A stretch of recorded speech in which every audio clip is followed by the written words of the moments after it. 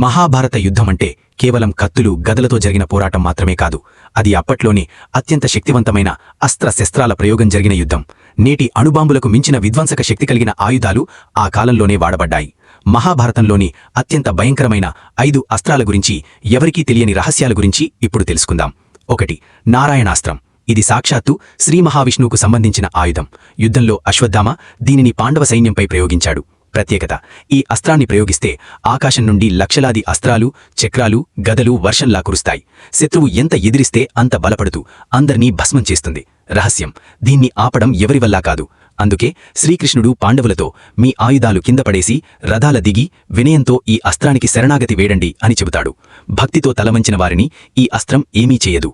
గర్వంతో ఎదురు తిరిగిన భీముడిని ఇది చంపబోతుంటే కృష్ణుడు బలవంతంగా అతడిని వంచి కాపాడతాడు. 2. బ్రహ్మశిర అస్త్రం. దీనిని బ్రహ్మాస్త్రం కంటే 4 రెట్లు శక్తివంతమైనదిగా చెబుతారు. దీని అంచున బ్రహ్మదేవుడి 4 తలలు ఉంటాయని పురాణాల వర్ణన. భయంకరమైన ప్రభావం. ఇది ప్రయోగిస్తే 12 ఏళ్లపాటు ఆ ప్రాంతంలో కరువు వస్తుంది.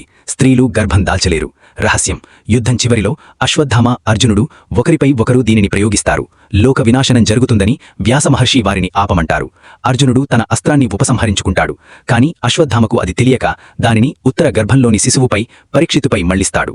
3. వైష్ణవాస్త్రం. ఇది ఎప్పటికీ గురి తప్పనిది. ఇది అత్యంత శక్తివంతమైన అస్త్రం. భగదత్తుడు అంటే నరకాసురుడి కొడుకు దీనిని అర్జునుడిపై ప్రయోగిస్తాడు. రహస్యం: ఈ అస్త్రం ఒకసారి ప్రయోగించబడితే లక్ష్యాన్ని ఛేదించకుండా వెనక్కి రాదు. అర్జునుణ్ణి కాపాడడానికి శ్రీకృష్ణుడు రథంపై లేచి నుంచుని తన రొమ్మును అడ్డుమెడతాడు.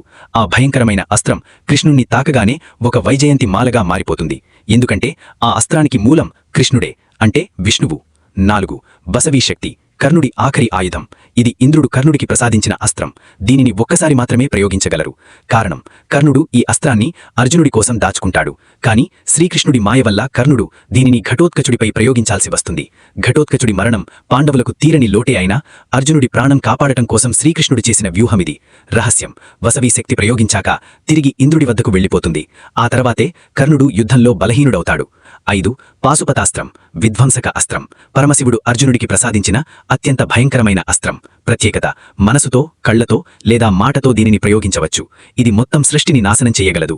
నిజం: అర్జునుడు ఈ అస్త్రాన్ని కురుక్షేత్ర యుద్ధంలో ఎప్పుడూ వాడలేదు. ఎందుకంటే దీనిని తక్కువ స్థాయి యోధులపై ప్రయోగించకూడదు. ఇది కేవలం దైవశక్తులను ఎదుర్కోవడానికి మాత్రమే వాడాలి. అర్జునుడు తన క్రమశిక్షణతో దీనిని ఆయుధాగారంలోనే ఉంచుకున్నాడు. ఈ వీడియో నచ్చినట్లయితే లైక్ చేసి ఛానల్ని సబ్స్క్రైబ్ చేసుకోండి.